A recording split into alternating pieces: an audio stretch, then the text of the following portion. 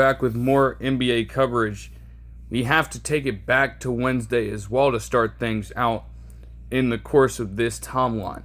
Because if the last piece of news surrounding the sale of the Lakers franchise to Kushner and Iger wasn't already a massive blockbuster in and of itself, you'd have a few hours pass after that as people tried to understand what was going on there.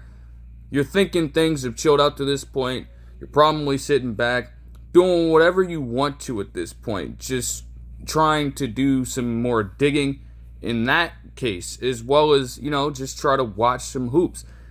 Then you get this notification making the rounds all over the place.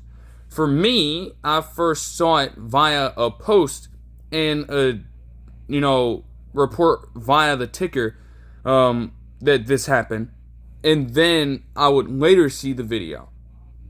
But if you were on YouTube at that time, or you were on any social media, I suppose, whether it be X for some reason, Instagram, you saw this video from Russell Westbrook's account, and you had this video where he doesn't say a single word at all, and he has Michael B. Jordan narrating this entire thing, almost as a sort of spoken word, if you will. It takes a journey throughout basically his entire career to this point. You're genuinely not given an answer about what is happening, and you don't even realize that all of this was done for the end of his career as we knew it in the NBA. That post, accompanied with multiple headlines from multiple sources, would detail that Russell Westbrook, after 18 years in the NBA, is now out and moving on. It's crazy too. Like, as I saw the post, they also pull up a different headline from, I think, the NBA's own Instagram account, and they were showing his last score in the NBA. Now, Russell Westbrook, in this case, he had not finished the regular season last year. He last played on, I believe they're going to say late March, because after that, he did have an ankle injury that cost him the rest of the year. His last score came against the 76ers, and they showed a clip of that. And you truly never really know when it's up for a player until it just hits you like that. It felt, honestly, to me, like Russell Westbrook still had an opportunity to carve out more in his career than what he was given to this point. And to have his career end that way with an injury that falls out of his control and just, aging out like that, it's honestly one of the more heartbreaking things you'll come across. And I have, other opinions on that, but I'll get to this. Westbrook is truly a legend in the game. They mentioned that he would be eligible if this holds for the 2029 Hall of Fame, eligibility. He'd be eligible for that class. And it's safe to say that with everything he'd accomplished to this point, he would likely get in early. Again, the standard for the Basketball Hall of Fame is a little bit up in the air, but Russell Westbrook is truly deserving of a Hall of Fame spot. He would get a lot of respect as a first ballot Hall of Famer, and even in the chance that he misses it, I'm sure it wouldn't take him long to get into the Hall of Fame. This is a player who truly defined a generation of basketball heads. He cannot help coming up in the same era as some of the other point guards who revolutionized the game beyond the three-point line, whether you're looking at Stephen Curry or Damian Lillard or those guys. And, of course, Curry hoarded a lot of the championship titles, something that Russell Westbrook, when we're talking about these arguments, does not have. He's done just about everything else you would want. He has proven himself multiple times over to be the best player on his given team. And, of course, you're going to bring up the MVP year about him. I don't think that there's any greater display of putting a team on your back. And especially when you consider everything surrounding it. This is a man who had just lost his running mate to the damn team that just beat him after coming back from down 3-1 in the Western Conference Finals in 2016. Without Kevin Durant, this man genuinely was on a mission to prove that they didn't need that man in order to succeed as a team. And it was a season for the ages, obviously. The most triple-doubles in a single season in NBA history, leading the league in scoring, and just truly playing his heart out each and every single night. You're going to look at the fact that he does have the most triple-doubles in NBA history. Jokic has the second most now, and he could likely catch up to him. But a lot of people are right in saying that Russell Westbrook doing this at 6'4", so you're, for that age and for that position, you're one of the taller guards in the NBA, but you're also not expected to put that much physical and mental effort into chasing down rebounds or, being that much of a leader in terms of facilitating or playmaking. Not at that particular time, when the league dominated by scoring guards. Russell Westbrook could do it at all three phases. Maybe not as a shooter, but just about everything else he had in his arsenal to build one of the more complete games that you will, again, view as a fan of his. That is what is going to define Russell Westbrook the most. It's not the triple-doubles. And even the video said it himself. His greatest accomplishment was not something that could be found in this museum filled with all of these trophy cases and all of these stats and all of these accomplishments. This is a guy who clearly, coming from California and being raised with that upbringing, he has given back to the community countless times. He's been there for his family through and through and will continue to support them in every way possible. He has been, in ways for some people, a bit of a fashion icon. So the gravity that he has as an individual expands far beyond just what he was able to do each and every single night on the NBA court.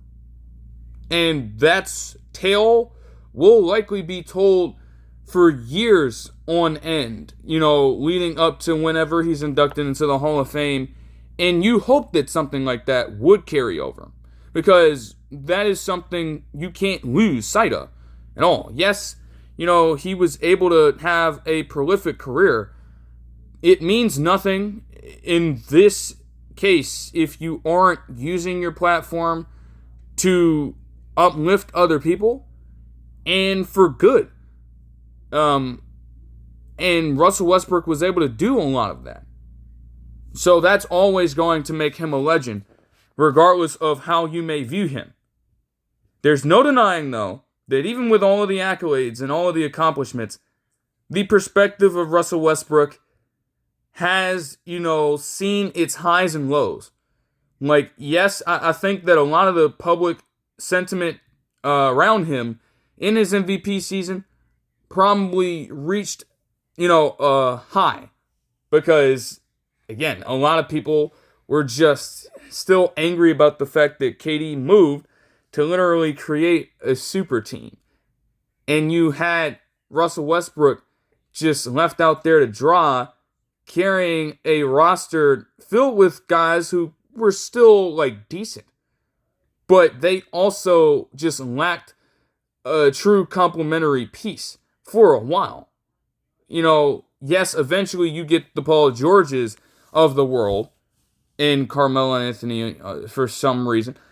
But in that specific season, you're flanked by guys like Andre Roberson.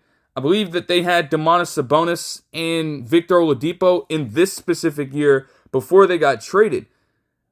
You did not have a lot of talent to work with, and still you are able to make the most out of the situation and lead them to, if nothing else, a playoff trip. It was short-lived.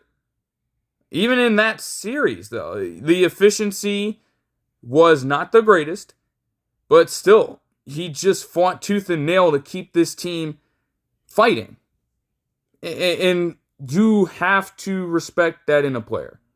A lot of, people who have given him credit and have given him praise after his retirement, they've stated this much. The intensity with which Russell Westbrook carried himself and played with was unmatched. That man was going to run you over. He wanted to do everything in his power to win the game. If he lost the game, he was going to be pissed. And he was going to use it as fuel to go ahead and kick your ass the next time he saw you. The rock the baby celebration. The constant stare downs after a power dunk of his. And this is fair to say as well, that intensity created just an iconic look for him. While you have all these other guards doing their things, he was still a unique talent in his own right. And it cratered into having truly one of the more, respectable fan bases out there, at least for a time. The man will go down as possibly one of the best power dunkers in NBA history. I don't think that is a stretch to say at all. You could argue that regardless of position. Because there was nothing like seeing this man get up and just throw down an absolute stunner with force over some of the tallest people in the sport. And just hustle right back onto the defensive end like he didn't just do what he just did. It's actually crazy to have seen that so much. And you got that across most of the stops to this point. As despite him also facing some setbacks with injury across a few years, notably 2013 and 14. And the Thunder at that time, they were just ailing, with a bunch of those injuries. KD also missed extensive time in one of those recent seasons. So it wasn't all perfect in OKC, but that was a place he called home for 11 years, He truly built himself up from being a teenager pretty much, being scouted at UCLA, getting over to the new expansion team, and becoming one of their first superstars.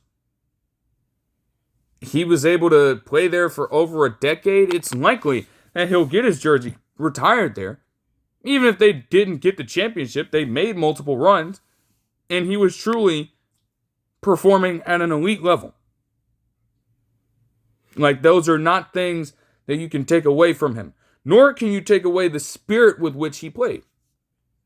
Because isn't that something you would want a player to possess? You would want them to have it in their mind that they want to be the best player in the world and that they want to go out there and prove themselves. You don't want them to go out there and play with that hustle. You don't want them to go out there and play with that tenacious energy. Because that's how Russell Westbrook was and still was to the very end of his career. Even if age might have been catching up with him, even if the athleticism might have taken a dip, that effort on his end was something you could not teach. You could not rid that away from him if you tried. And if that ever were to have been lost because of, some external reason, if this was in danger, it didn't mean anything. Which is what could have led to Russell Westbrook leaving and retiring from the NBA. Another aspect of it, too, is that to get back to the larger point, like, these people, I don't know, this is why it is just so important to constantly say that you cannot take these players for granted, because more than likely you're going to miss them when they're gone. And yes, I will say that again. Sure, I was one person who was, saying Westbrook and all that stuff from time to time. it never took away from my respect for Russell Westbrook as a fan, and it never took away my understanding of how much he meant to the game of basketball. Yet for other people, the usage of that meme or the constant critique of his efficiency from deep efficiency at the rim, trying to attack all of these different flaws in his game, ultimately reached a point where you're now spreading this over to his children. You're now spreading this over to his wife and talking about them in such crazy ways that are just so far out of bounds. The fact that it ever reached that kind of point in the first place is a bit ridiculous. You may not like the style of play that Russell Westbrook had, and that is okay. Keep it basketball. We should not have ever got to a point where we were crossing those boundaries. And I feel like a lot of people did that. It ate away at Russell Westbrook. Like multiple times he prefaced that he couldn't even take his family to these games. He couldn't even have them go in public at one point of time without them having to hear that disrespect towards their name. So when we're getting into that territory, and to now have some of the same people in that boat turn around and try to beg for Russell Westbrook to come back and try to sing his praises now, it's a bit weird to do that, considering what side you fell on earlier in the decade, and especially during the Lakers' tenure. Like, no, Russell Westbrook was not a perfect player, but he was true to himself. He was true to his style. And that wasn't going to change for anybody. So to disparage him for that is just bullshit. Like, there was no reason for that. Totally uncalled for. He obviously had seen a lot of stops since his Thunder days. And I think the teams as well, far more than just the fans, started to get this notion that, as a player individually, Russell Westbrook is still really good. The conversations after his Thunder tenure, when he was clearly the leading man on the team after Kevin Durant left, now the question became a matter of how well did he truly fit with each and every team he played for since then. And it just could not get into a great rhythm at all. So this, notion that I would go with in saying that more so than the fans, the league itself ultimately disrespected Russell Westbrook by the end of his career.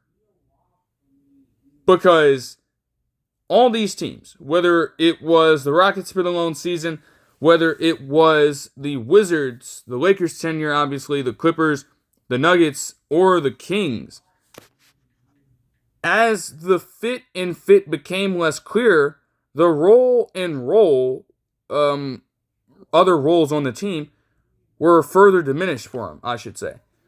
Like, obviously, James Harden and Russell Westbrook are both ISO heavy players in a way. That didn't necessarily pan out, although they still made the playoffs. You had this Beal and Westbrook combination in Washington that honestly, they weren't really expected to get anywhere. Then it really reached a breaking point with the Lakers, having the likes of both LeBron James and Anthony Davis, along with the failed super team label surrounding all those three.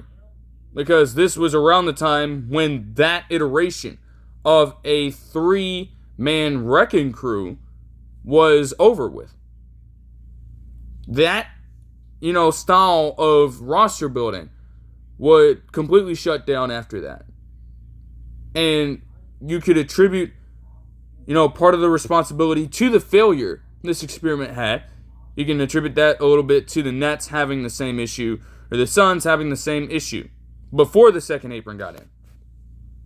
And then as it kicked in, you had Russell Westbrook take on these minimum level contracts and even have to settle for coming off of the bench because these teams were all so fearful that as a starter, he could not provide them with enough compared to that of another guard on their team to meet the, specific or meet the specific requirements they wanted at that position and get over the hump for themselves. The Kings obviously had few aspirations at all to really make a push for anything. So they did start him. And the season was, pretty fair for him. He had a 42.7% field goal percentage. He shot fairly well. He had the second most efficient season from three in his NBA career. So, there were still some jumps for him. But of course, the Kings, they were not great as constructed. And so the entire conversation around Russell Westbrook changed. Yes, he was this player who, at one point of time, was undeniable as a talent.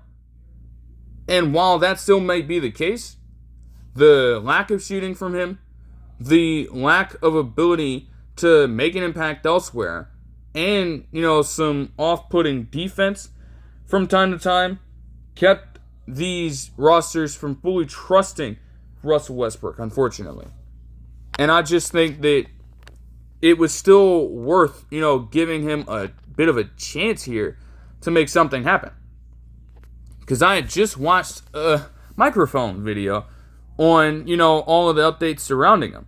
He was a free agent at the time, and you had teams still, just going through this entire, firestorm here to put smut on his name.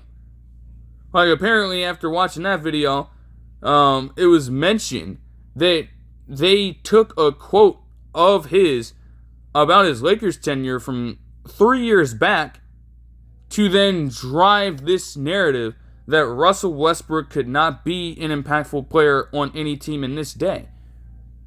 And if that is the case, that's pretty damn ugly.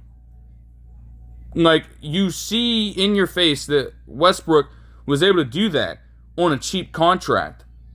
And still, you are taking the side of a quote from 3 years ago and other anonymous scouts and sources to, judge how Russell Westbrook would make an impact on your team. I don't think that's particularly fair. Or, at the same time, you had another case as well where you also just had these teams backing off of really making an extension push for him. Because the second apron as well, with some teams being in it, they do not have use of their mid-level exception, which is $15 million. Meaning that they would have to potentially give Russell Westbrook more than that in order to, retain his rights. And they can't afford it. So those are just a pair of reasons as to why something like this might have gone down. Still, though, it's worth the risk to get a player who at the very least can stabilize your offense. Whether he's coming off the bench or whether he has started for a team. He has consistently proven that, especially over his later years. Because you aren't going to find too many players who are willing to go through the transformation that Russell Westbrook did. I mean, think about this for a second. Like, this man willingly, and maybe it was initially by force, he willingly decided to transition over to playing off the bench just to help some of these teams. Whether it was the Lakers or the Clippers or the Nuggets last season. The season before last. You would have never thought that Russell Westbrook would shift over to being a bench player. And yet he made it happen. There were very few complaints of him, from him at that time. Because he understood the situation and he still wanted to, lead these teams to victory, no matter what it took.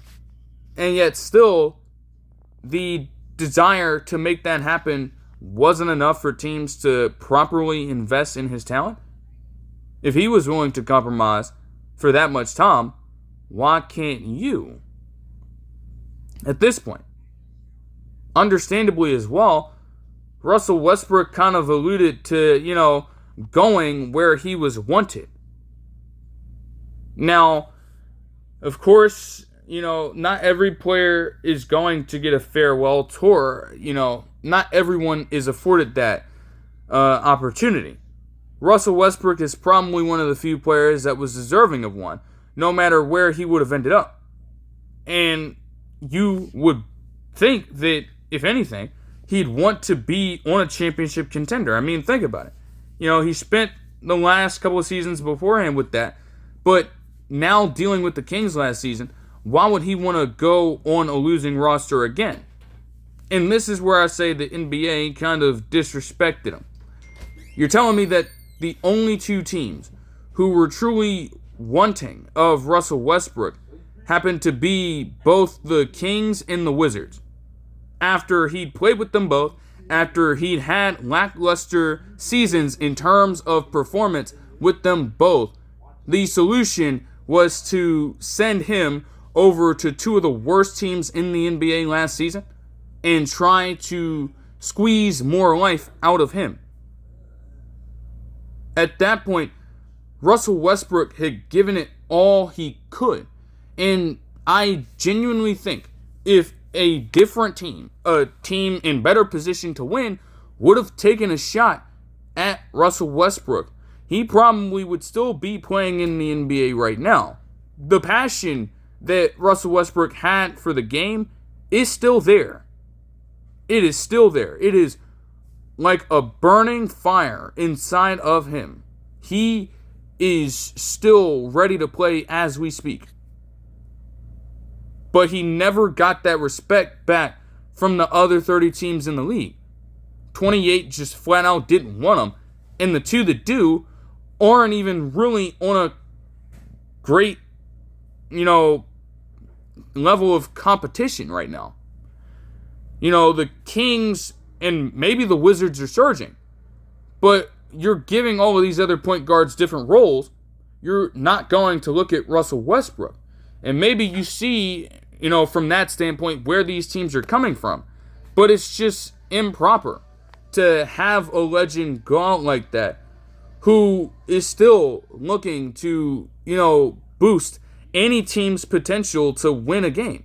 There's just no way that they, make this move surrounding Russell Westbrook. It's ridiculous. So that's where I'm coming from with that. Like, it's not even about, trying to cave to all his demands. But at the very least, give him an opportunity to go for a championship run.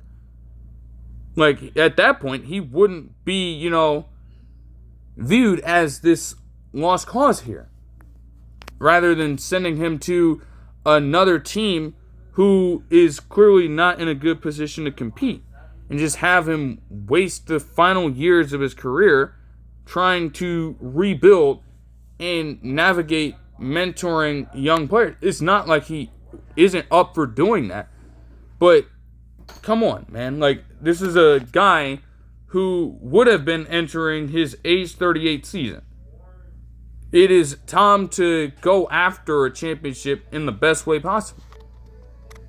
So, from that standpoint, it just feels disingenuous. Yes, Russell Westbrook was a player who had animosity that could sometimes spill over into other realms of his playing career. But a lot more people will tell you that this animosity inspired them to keep going, even when, other, situations were getting tough in the NBA. And even when they didn't feel like continuing to play, that kept them on the right path and ultimately got them to be very successful in their own right. But there's no, credence taken to that at all. You just toss it out of here like that doesn't mean anything. And that's just not true. So I just, Russell Westbrook, all this now, people are just playing it up. Like you hadn't said those things about Russell Westbrook already. It's crazy. He is a legend in every sense of the word. And yet these teams, man, for some understandable reasons and others that just completely go against, who Russell Westbrook is and what he stands for. They just seem to not know how exactly to handle something like this. And if that is how the career of one of the greatest players of this generation is going to come to an end, with him literally, being given an ultimatum to decide which of the worst two teams to end up on, that can't, be a great sign for how some of the other players in the NBA who are nearing retirement themselves might go out. And granted, I think you've seen traces of that already. Obviously, there is a time where players who were once great ultimately do have to bow out of the game. It is going to be a constant cycle. It's not something that just automatically stops out of the blue and is made convenient for only, a few players at a time. It would happen to everyone. You've seen that this offseason, whether it be, the Warriors saying that next year could be a gap year, even with Stephen Curry still being there. You kind of see it with the Lakers. Although, yes, they're in the right that you're not going to pay a player like LeBron James at this age all that money he was initially seeking from the team. Still, though, just having a conversation at the very least, extending that over a little bit might, be a bit smoother than how these teams are handling these players at this point. They have warranted consideration to be some of the greatest of all time, and you are treating them like low-end talent. So that is going to have to change. I mentioned that, and I guess a little later on, I'll talk, I guess, a little bit briefly about what went on in the Hall of Fame ceremony. But you essentially had Russell Westbrook, maybe not through, fully just, nonverbal actions here, but this was essentially like telling Allen Iverson that, hey, the only way he'd be playing for the Pistons in that season is if he was to come off the bench. You do not short arm a player of Russell Westbrook's caliber like that near the tail end of his career. It might be the easiest thing for you to do when you're looking at it through that lens. You have to completely scrap that idea out of your mind, because that is just not how you treat a player who has put in that much service in your league, being as great as he was at that position. He's at least warranted another reasonable opportunity, and they did not want to open up their doors for him. I'm not of the belief that Westbrook, solely retired on his own accord. It does look that way. It reads that way, and, he's entitled to say whatever he wants about it. But the league really gave him a limited, pool of choices at the end of the day. Like either the Kings or the Wizards as a 38-year-old. That's the last place that you'd want to spend your time at. And especially if you don't outright choose that location. Like, you could say that Michael Jordan did, I guess, back in the day. Like that's not a place where you want to end up. As, again, they try to move towards the future with all these young guards. There's no room for Russell Westbrook. The Kings are already, focused on trying to build around Darius Acuff Jr. There's little room for Russell Westbrook at that point. But another team who was competent enough couldn't make any room for him at all. A lot of people were saying, maybe the Heat should go after a point guard. And they don't open the door for Russell Westbrook because one of their scouts wants to run off at the mouth about him and wants to, downplay his potential, involvement in the roster. Kind of criticize his efficiency and say that, hey, a team that already isn't, the best at shooting doesn't need another player who can't shoot. Russell Westbrook would still be an elite league guard for them, coming off of the bench. If your complaint is so, focused on having a star guard, you don't even need Russell Westbrook on that Heat roster to do much of anything. And he'd still be able to play well enough on both sides of the ball to coexist besides those two. But the Heat didn't trust it. No other organization trusted it. And now we're just here 4 days later wondering what the hell happens next. We just sit around, I suppose. Russell Westbrook, again, will be eligible, in the next 5 years. And it is there where we'll see whether or not he ends up being a first ballot Hall of Famer. For now, you still just try to reflect on his career at this point. And it was truly one that will go down in history, for mostly the correct reasons.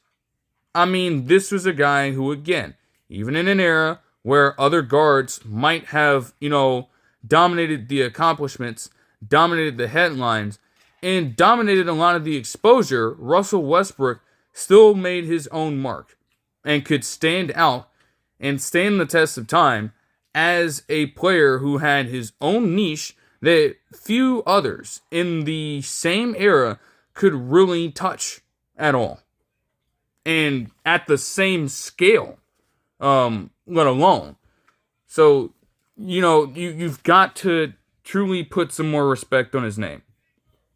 As for some other news here, the Clippers signed Bradley Beal to a 2-year, $13.2 million contract with a player option in the second season.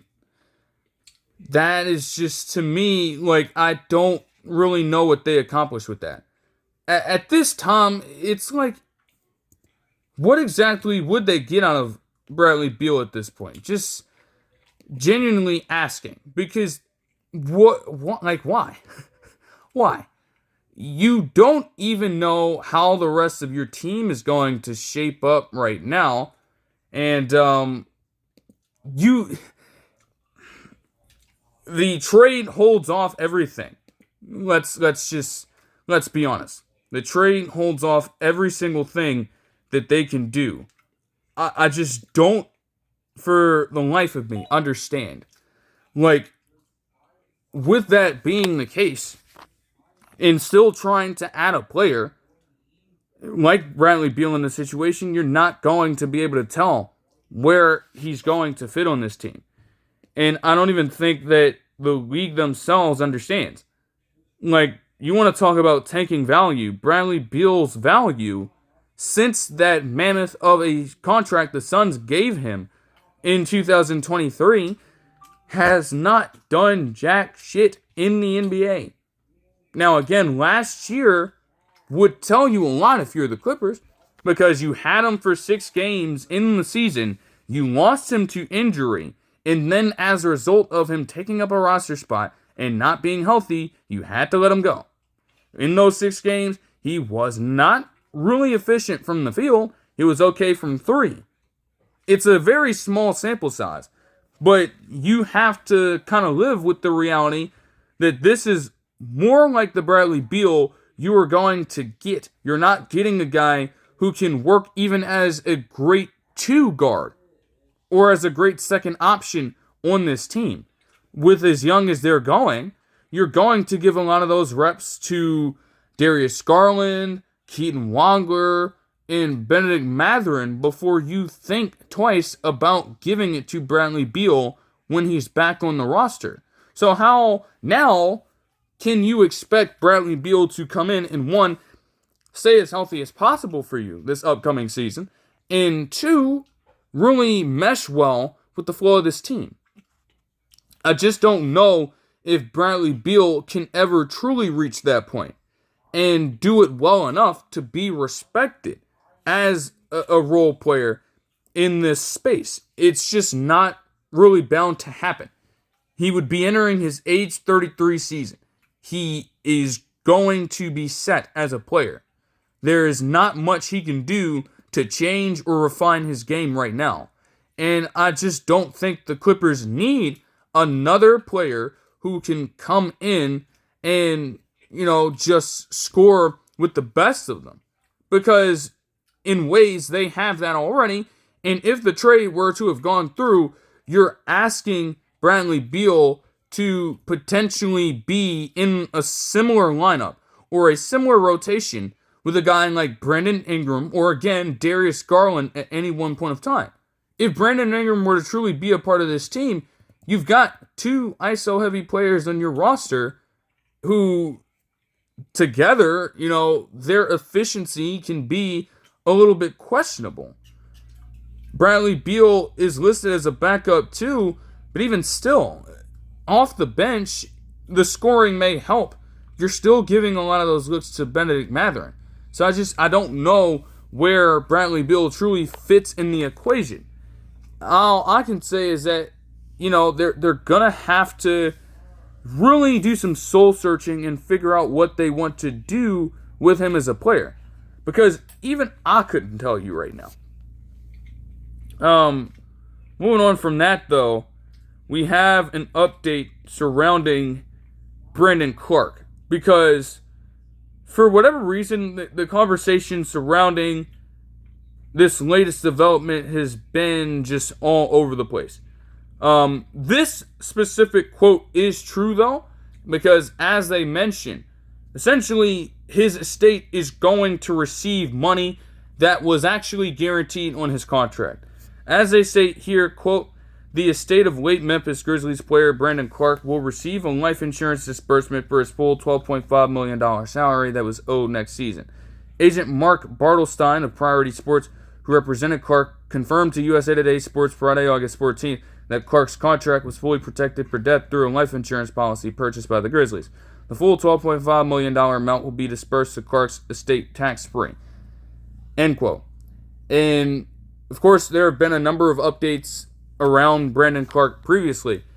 But to have the Grizzlies go out of their way to, give his estate this full salary that would have been on his market, because it was a 1-year deal, fully guaranteed $12.5 million. For that estate, as they continue to get their affairs in order, that's honestly something that could end up helping a lot in regards to whatever they plan on doing to continue to honor Brandon Clarke throughout this time. That genuinely goes a long way for them. And, you can't discredit them making this move at all. It's just that, it has been all over the place. Because there was an erroneous report, and even I had come across this one, where they were saying that the Grizzlies weren't. At first, I'm like, I don't know about that too much. But then again, that report proved to be false before this information came out. So, again, to have that flip-flop like that, that's a little bit weird to me. It makes a lot of sense for them in this situation to truly wait on the facts and not, rush to the conclusion that the Grizzlies were just not going to do this at all. Because you literally had so many different articles focusing on that. And at that point I said, okay, I'm going to have to look at it to see what's actually happening here. Thankfully, we got the update that was correct. Because, that just could have been a PR disaster if you have the Grizzlies, who are intent on paying out this money, having a PR issue in regards to them, apparently on the part of other people who didn't even have proper information or proper resources to get the information, that they just were not going to pay this and disperse this over to his estate. That was just wrong information, and it's irresponsible to have something like that happen.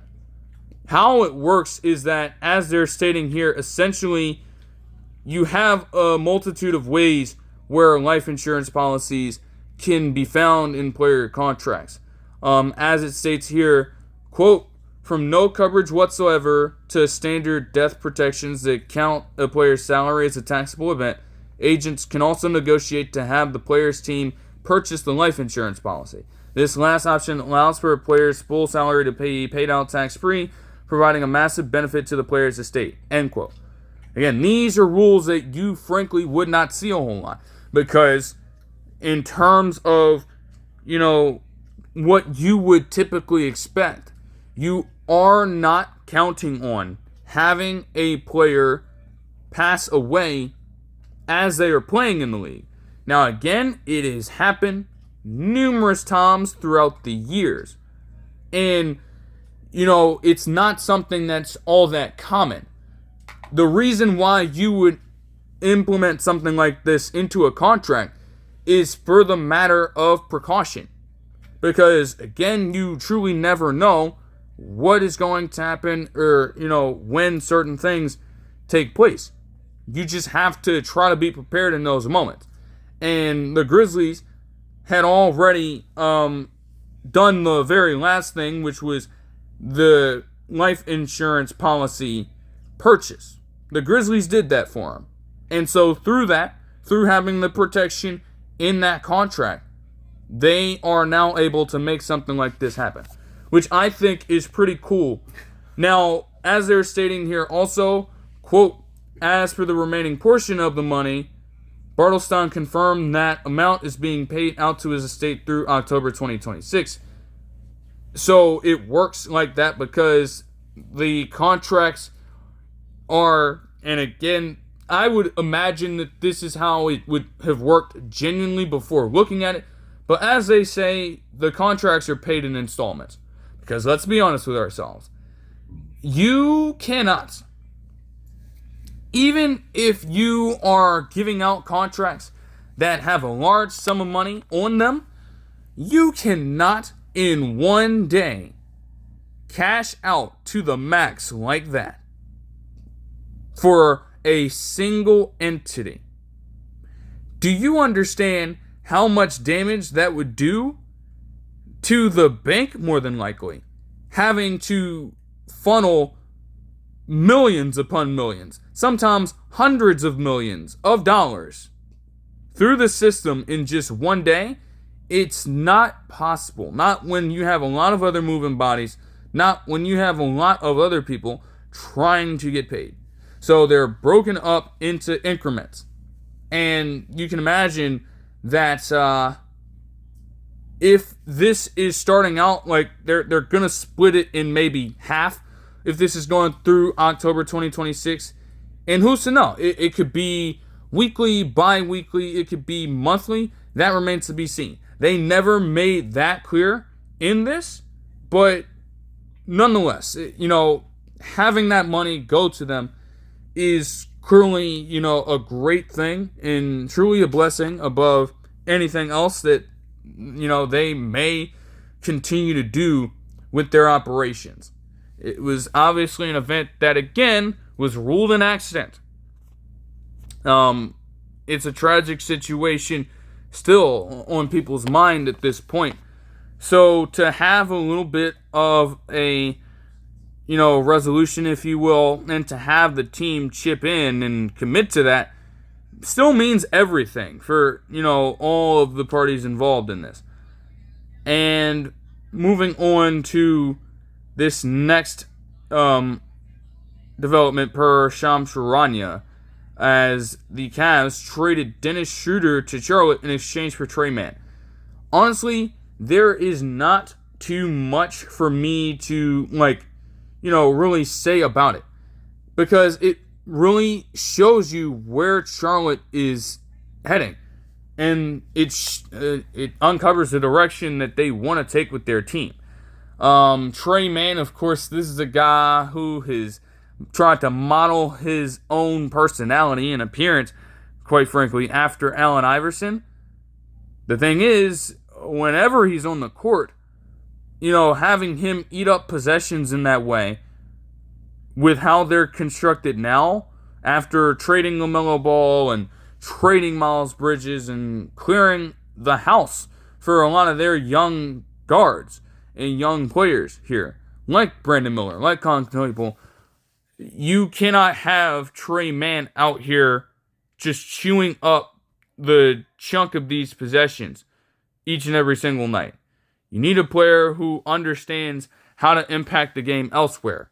And Dennis Schroder, they did mention that this is yet another time he has been moved in just the past 10 months or so. It is actually ridiculous.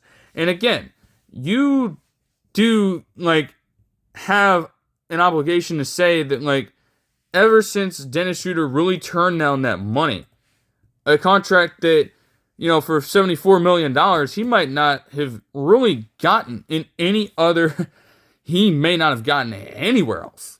He turns that down, and since then, he has just not been able to really stick around and find any team to play with. I mean, in the last 10 months, and I guess for them possibly going back 18 months here, he has been through the Raptors, the Nets, the Warriors, the Pistons, the Kings, and the Cavs, and now will enter as a Hornet. That's something, honestly, that the Hornets don't have to worry about. You don't have a problem taking a chance on a journeyman like Dennis Schroder is. And the reality of the situation, you need a guy as good as I think Christian Anderson Jr. can be. He's not there yet. He might need a little bit of time. You need a person who can come right in off the bench and just provide you with a little bit of a spark plug in case you need it, while also being able to, just distribute the ball well enough and get players in their spots in order to put up a good amount of points. Dennis Schroder can play that role with the best of them, and that is likely the role he'd have with this Hornets team. The young talent is who you will trust to score, but it's about having that leadership in the locker room and that presence on the floor of a more mature mind that will ultimately take this team to the next level if they can get there and continue to build off of their success last year, or at least their belt closer to any form of success for the first time in a while, to be honest. Schroder fits that role to a T. So you have to take a chance on that. Even if he's older, he is the definition of a lead guard. And again, you got to have that on your team. But moving on from that, and again, just to talk briefly about the Hall of Fame, because, as much as we're giving our respect to all of these players who have recently retired, I mean, hey, the Hall of Fame is always a time to, get around other stars. And again, it's crazy because you had the Baseball Hall of Fame, then the Pro Football Hall of Fame, the Basketball Hall of Fame ceremony, and all the speeches took place last night. It was truly, interesting to hear about the stories that some of these people had.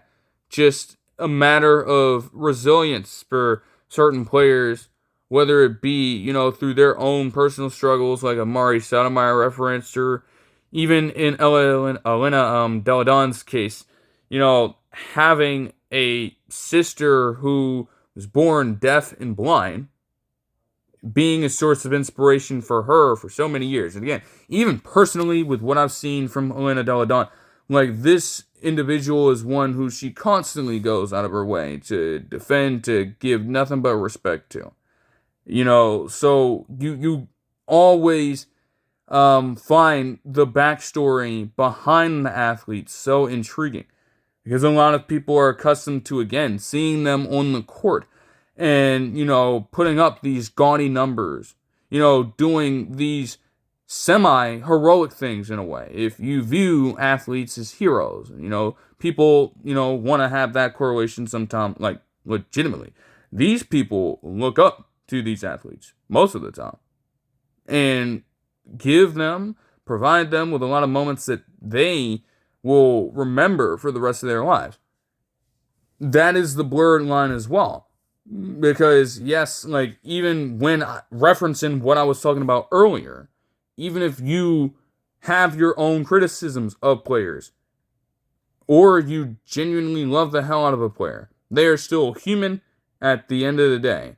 And they could potentially be dealing with things you would never have anticipated they'd be confronting behind the scenes.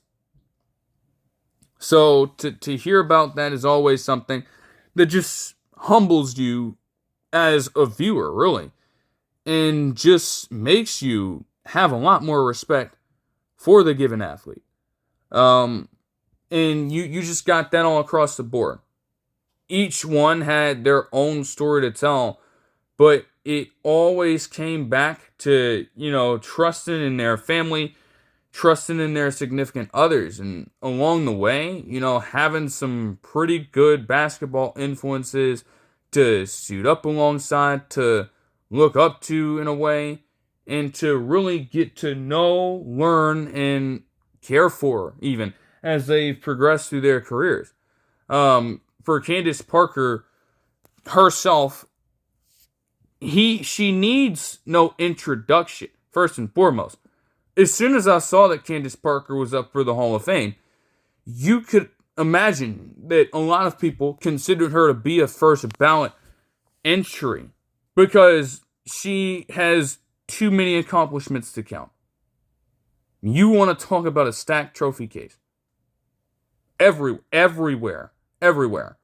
She has won everywhere she has been.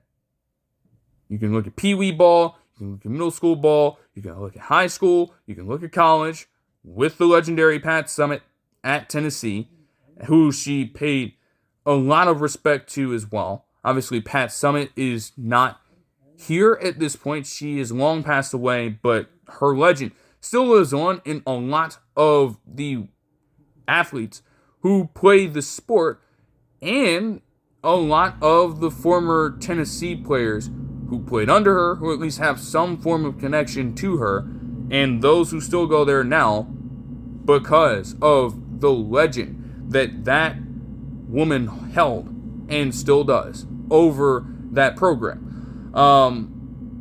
But yeah, she, like, all over, not to mention the WNBA, just stacking up award after award, championship win after championship win. It wasn't as easy as it sounded. She herself said that, there were moments where she wanted to give up, and moments where, she was discontent, although she didn't want to name names, and a lot of people didn't want to name specific names to go the Michael Jordan route, but she was able to turn it around, because everywhere she turned, she had, some form of influence in her life to look back to. Whether it be the 4 people on stage that she conveniently marked with specific chapters of her career and life, for that matter, in the WNBA and surrounding that time.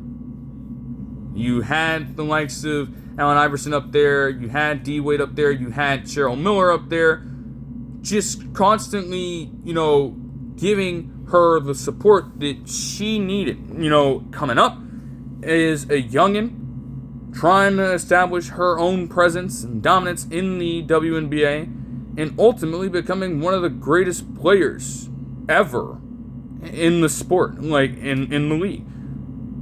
There is no debating that whatsoever when it comes to Candace Parker. Even to the point where, going on, and I think that she had made the illusion as well. At some point, she referenced a change and then referenced her own wife. So again, in more ways than one, you have all these dynamic things going on as an athlete in your own lifetime. Between, trying to fulfill all these basketball responsibilities, also having to go through the obvious stigma of making a change to, obviously have that relationship and come out. I don't know what specific year this happened. But even still, you could imagine how much was going on around that time. Not to mention, trying to bring up a daughter as well, who was there with her. It's things like that, it's stories like that that are going to be difficult processes to handle. But it's the very same people you are with every single day that keep you truly moving and keep you going as an athlete. Even if the basketball game itself is obviously something that you work so hard to, live up to and try to measure up to as a player, everything outside of it is just as important for all of these different players and contributors. The family connection, the connection of having other, basketball minds around you. No further than Mike D'Antoni for that, who had to work his way back into the NBA, and then, added more of a resume to a long career of his own right. For Mark Few to constantly pour into that Gonzaga program, and to consistently have them as one of the best college basketball teams year in and year out. Those things don't just happen by accident. You build that, you cultivate that over time, and, you go through the ups and downs of the process. Overall, the good continues to outweigh the bad, and you find yourself in a position where, for that, you're rewarded, you're recognized as truly revolutionary and a peer, a great peer in your sport to work alongside. So that is just my view of the Hall of Fame. And all of those players, although I criticized, to be fair, some of them getting in the Hall of Fame, at least at this time. There were ones for me that, again, were just no-brainers, like Candace Parker. But all of them, they're there. Their busts are enshrined. They've got the gold jackets. And they're immortalized forever in basketball history. And that's not something that can be taken away from them. Also, again, this specific induction would also be important to, again, shed light on just how far women's basketball has come. And across all of the women, whether it be Della Dawn, whether it be Parker, whether it be Shamiqua Holtzclaw, who was long expected to be in the Hall of Fame by this point, as well as most of the members from the 1996 U.S. women's national team for the Olympic squad and their entry into the Hall of Fame as a collective, with Nikki McCrae Penson, after passing away last year, being represented by her son as well, on top of a lot of the other players from that team being there, all having their names etched into that history. And again, while they themselves were not the very first women's national team, obviously, they'd long been competing. But even then, it was still relatively new after Title IX. Okay, you have them there, and their success set the stage for the creation of the WNBA. The league, in its existence, would not have even come to form if not for how things progressed for that team. And if you didn't have the likes of Tara Vanderveer after retiring as one of the most prolific women's basketball college head coaches and just general college basketball head coach of all time recently, she was also a part of that squad as an assistant coach, or I believe head coach. Played a massive role for each and every single one of those women up there. And they made it a point to emphasize that. So, again, the next time you look at the WNBA as they celebrate their 30th season as well, again, literally, everything coincided around this Olympic team. They made it possible for, a young girl or a young woman to look up on their TV, even all those years ago, and say that, hey, I can go and play this sport. I can do this just like this lady on the television screen is. Or I can, make this specific pass. I can make all of these decisions like these women are to further my experience in the sport. And that is just truly something that will carry on, regardless of what the viewpoint of the WNBA is right now. But that will do it for this one. Hope you guys enjoyed the video, and I'll see you guys in the next one. Peace.